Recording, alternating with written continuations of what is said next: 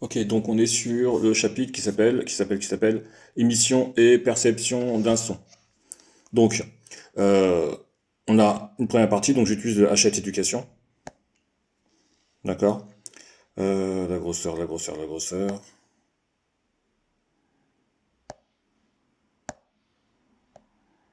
Voilà. Donc, petit 1. On est sur l'émission et la propagation d'un signal sonore. Donc, émission d'un signal sonore, mis en vibration, un objet émet un signal sonore. Donc, si on fait vibrer un objet, il y a un son qui peut apparaître. Et tout simplement, pour pouvoir l'entendre, on mettra en général une caisse de résonance. On va le faire résonner pour que le son il puisse être plus fort. La propagation d'un signal sonore, donc là, il y a la création. La création, c'est mise en vibration d'un objet. Et après, on le met en résonance, d'accord, dans une caisse de résonance. Par exemple, pour une guitare, il y a une caisse de résonance qui est accrochée je sais pas quoi, aux cordes, ça s'appelle des cordes, hein. Donc une caisse de résonance pour l'amplifier. Donc l'amplification du son se fait via une caisse de résonance. Après, il y a la propagation. On parle de propagation d'un signal sonore.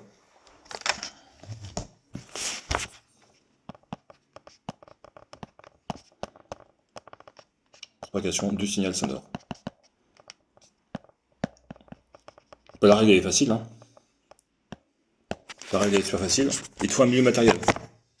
Donc nécessite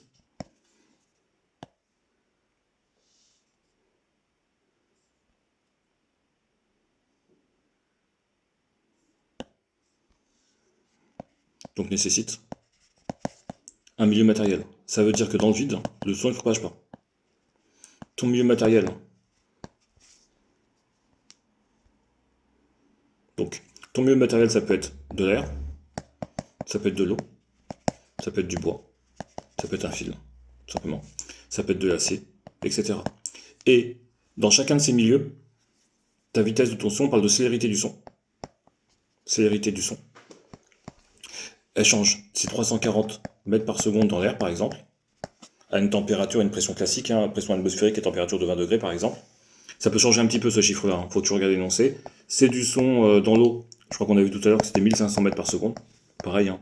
Selon la température de l'eau, ça peut changer, etc., etc. Dans l'acier, grosso modo, c'était autour de 5000 mètres par seconde. Alors, juste par opposition, donc la vitesse d'un son, c'est tout simplement la célérité.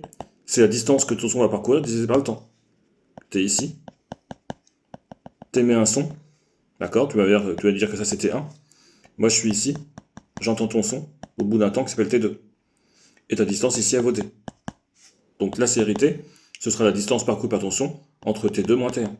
Donc on a bien une vitesse, une distance, donc une vitesse qui est égale à une distance divisée par un temps. Et c'est la célérité de ton son, c'est comme un objet qui avance, sauf que c'est pas un objet, c'est une propagation d'une onde. Voilà, juste toujours milieu matériel pour le son, par opposition avec la lumière. La lumière, ça se propage aussi dans l'air, ça se propage aussi dans l'eau, ça peut se propager aussi dans la fibre optique, hein, dans des milieux transparents.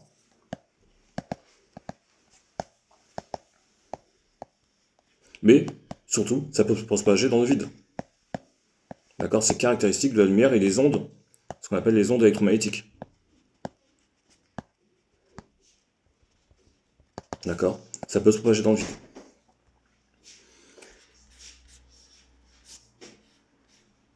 Là, on arrive sur la partie un petit peu plus calculatoire.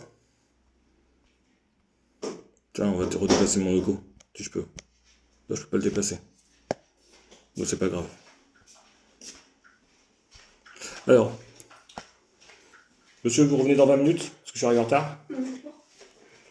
Caractéristiques d'un signal sonore périodique. Donc, simplement, on va parler de la période de la fréquence. Là, on a un signal qui va se répéter. Imagine qu'on est sur un manège, avec un petit cheval ici, là. Je sais pas faire un petit chevaux, donc voilà. Et le petit cheval, il tourne. Donc il fait un tour complet, en un temps, qui vaut par exemple 10 secondes. D'accord? Ça s'appelle une période. C'est-à-dire que toutes les 10 secondes, ton petit cheval, il fera un tour complet. De période, donc bien sûr, on parle de période pour des mouvements qui sont périodiques. D'accord? Si tu vas, tu marches, hein, tu vas du lycée jusqu'à la boulangerie, hein, et après jusqu'à chez toi, c'est pas un mouvement qui est périodique. Un mouvement périodique, c'est si tu es au lycée, tu es en train de faire le footing autour du parcours de footing, là, je sais pas comment ça s'appelle, la piste d'entraînement. D'accord? Là, c'est un mouvement qui est périodique. On va supposer que tu vas à la même vitesse. C'est un peu comme un petit cheval. Donc, bien sûr, pour parler de période, il faut qu'il y ait un mouvement périodique qui se répète. Un mouvement qui n'est pas périodique, on ne pas de période. Et c'est pour ça qu'on te dit caractéristique d'un signal sonore périodique au niveau du livre. Et on te parle de période. Donc la période, c'est le temps d'une répétition. Donc c'est la durée d'une répétition. La fréquence, d'accord? F, ce sera des hertz. Et des hertz, en réalité, c'est seconde moins 1. C'est le nombre de répétitions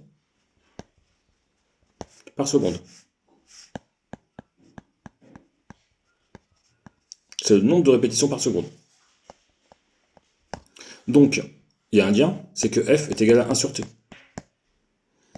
C'est des secondes, c'est bien des secondes moins 1, et c'est bien des hertz. J'insiste sur ça parce que c'est là que tu auras quelques exercices à faire quand même. D'accord? On va donner quelques exemples pour qu'on comprenne bien. Je reprends le petit cheval là. Je reprends le petit cheval. Donc, tu es ici.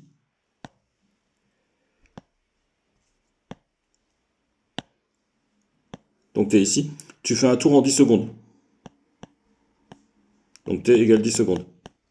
Donc, en 1 seconde, tu fais 1 dixième de tour. F est égal à 1 sur T. 1 dixième de tour, donc tu fais 0,1 tour. Donc 0,1 Hz, c'est-à-dire 0,1 tour par seconde. Imaginons que tu fasses un tour en 2 secondes. F égale 1 sur T. 1,5, ça fait 0,5 Hz. Ça veut dire que, dans ce cas-là, en 1 seconde, tu fais 0,5 tours. Là, ça veut dire que en 1 seconde, on fait 0,5, je mets mon 0 tour. Si tu as une période d'une seconde, F égale 1 sur 1, ça fait 1. Ça veut dire que tu fais un tour par seconde. C'est logique, c'est dans la définition de ta période. Tu fais T égale 1 seconde, ça veut dire que F égale 1 aussi. Si tu mets 0,5 secondes pour faire un tour, ben en 1 seconde, tu feras 2 tours. 1 sur 0,5, tu pourras vérifier la calculatrice, ça fait 1 sur 1,5, je multiplie par l'inverse, ça fait 2 Hz. Si tu mets 0,5 secondes pour faire un tour, en 1 seconde, tu feras 2 tours. Donc ça marche très bien. D'accord? Donc il faut savoir jongler avec les formules. F est égal à 1 sur T. Produit en croix. T est égal à 1 sur F. J'ai pris T, je l'ai mis ici. Et j'ai pris F, j'ai mis à sa place. La perception d'un son. Donc, il y a deux choses. Donc on est sur grand 2, perception d'un son. Donc, perception.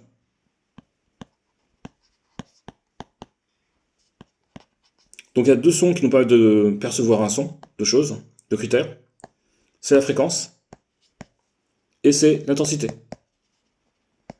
L'intensité, c'est tout simplement si je parle doucement, voire très doucement si je chuchote, ou si je parle fort. Si je parle plus fort, il y a plus de chances que tu m'entendes. Si je parle tout doucement ou que je chuchote, tu m'entendras moins fort. La fréquence, tout simplement parce que l'oreille, donc le tympan, et le cerveau aussi, il peut analyser que des sons, il peut percevoir que des sons qui sont compris entre deux fréquences, entre 20 Hz et 20 000 Hz. On met souvent 20 kHz. 20 kHz, ça veut dire 20 000 Hz. Ça, c'est ce qu'on appelle l'audible. Le son qui est audible ici. C'est très mal écrit, mais c'est pas grave. On peut zoomer un petit peu. On peut l'effacer. Voilà, comme ça, je vais pouvoir écrire audible.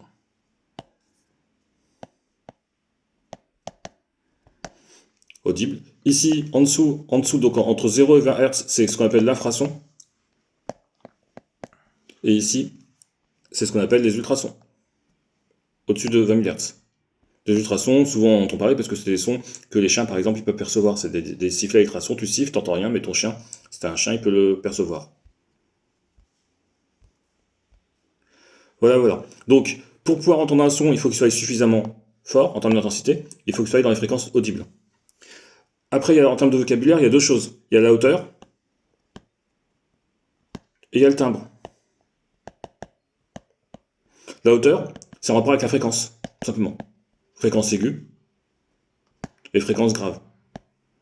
Tout simplement, tu vas comparer deux sons, par exemple, c'est plutôt en comparant deux sons. Si tu as un son qui a une fréquence qui est plus forte que l'autre, on dira que sa hauteur est supérieure, ou qu'il est plus aigu par rapport à l'autre. Le timbre, c'est un peu particulier, c'est ce qui caractérise nos voix. Si tu parles, si on dit le même mot, toi et moi, et qu'on essaie de se copier l'un sur l'autre, on entendra quand même la différence. Ça veut dire que ton frère il pourra faire la différence entre nos deux mots. Si je dis O et que tu dis O, ton frère il dira bah, c'est Nadir qui a dit O ou c'est Ethan qui a dit O. Simplement parce qu'on n'aura pas le même timbre et pourtant on aura fait le même son. C'est une question de périodicité dans l'espace. C'est pas vraiment une question de périodicité, c'est une question de forme de ton son dans l'espace, tout simplement. On va pas rentrer dans l'histoire parce que c'est l'histoire d'harmonique et vous l'avez pas fait encore cette année. L'intensité, on l'a déjà fait. Je vais juste revenir sur l'intensité. L'intensité en termes d'unité, c'est des watts par mètre carré. Watts, mètre, moins 2. En gros, l'intensité, c'est une puissance. Donc une puissance, c'est des watts. Divisé par une surface. Et une surface, les SI, c'est des mètres carrés. Alors souvent, plutôt que d'utiliser l'intensité pour la force d'un son, on va utiliser ce qu'on appelle l'intensité, donc le niveau sonore. Le niveau d'intensité sonore. Dès qu'on dit niveau, on est avec des L, niveau d'intensité sonore, et l'unité c'est des décibels. Parce que c'est plus simple de gérer des décibels. Et tout simplement, ce qu'il faut savoir, c'est que les décibels, ça va varier jusqu'à de 0 à je sais pas combien. Là, sur notre graphique, on est à 120, mais on peut monter jusqu'à 150, 160, etc. Et que jusqu'à à peu près 80 décibels, ça va. On est dans la zone verte, c'est-à-dire que ça ne fait pas trop mal aux oreilles. D'accord. Entre 80 et 100, là on est limite. Entre 80 et 100 décibels, là on est limite, ça commence à être un peu fort. Au-dessus de 100, là ça commence à être dangereux pour les oreilles. Au-dessus de 120, ça y est, c'est le tympan il est explosé, on va avoir des séquelles. Voilà pour le son.